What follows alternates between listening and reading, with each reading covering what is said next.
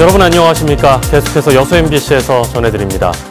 절기상 백로인 오늘 전남 동부 지역은 맑고 선선했습니다.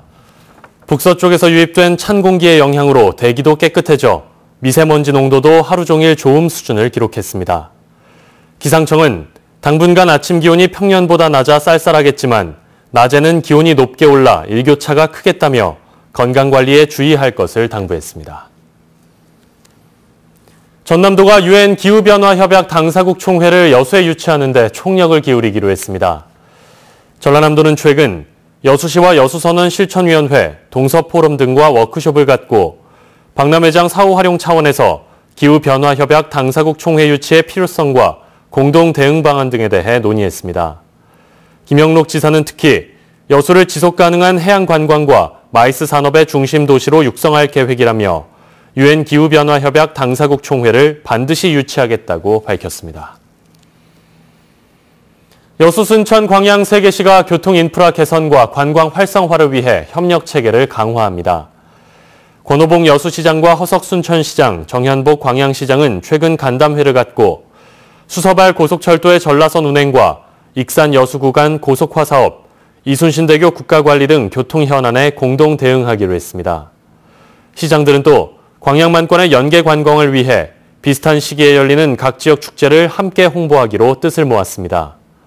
한편 3개시는 다음 달 초 지역 국회의원들이 참여하는 회의를 열어 현안 사업들에 대한 건의문을 작성해 청와대와 정부에 전달할 계획입니다. 여수 밤바다 불꽃축제 본행사가 잠시 후 밤 9시부터 이순신 광장 앞 해상에서 펼쳐집니다. 현재 광장에 마련된 주무대에서 식전 공연이 진행되고 있는 가운데 밤 9시부터 30분 동안 레이저와 특수조명, 음악이 어우러진 화려한 불꽃쇼가 선보일 예정이며 밤 10시까지는 행사장 주변의 차량 통행이 금지됩니다. 한편 축제추진위원회는 관람객들이 찍은 사진 가운데 우수작을 선정해 시상하는 불꽃사진 콘테스트를 진행하기로 하고 오는 10일부터 27일까지 접수합니다. 청소년 어울림마당과 함께하는 2018 고흥군 문화놀토마당이 고흥 청소년 문화의 집 광장에서 열렸습니다.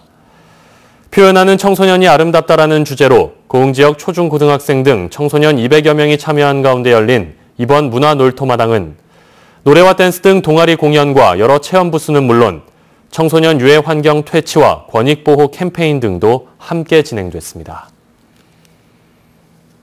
이낙연 국무총리가 광주를 방문해 옛 전남도청 복원을 속도감 있게 추진하겠다고 밝혔습니다. 이낙연 총리는 옛 도청 복원을 위한 용역 결과가 나왔고 5월 어머니회 등 5월 단체들이 수용할 경우 정부도 의견을 존중해 함께 실천하겠다고 강조했습니다. 5월 어머니회 등 5월 단체는 재작년 9월부터 현재까지 옛 도청의 원형 복원을 요구하며 농성을 벌이고 있습니다.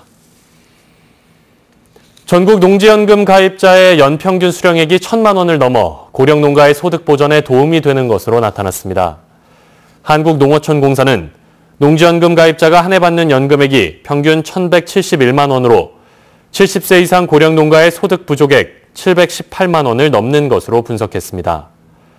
지난달 말 기준 전국 농지연금 가입자는 전년 대비 44% 증가한 1,579명으로 집계됐으며 만 65살 이상, 논밭과 수원 영농 경력 5년 등이면 가입이 가능합니다.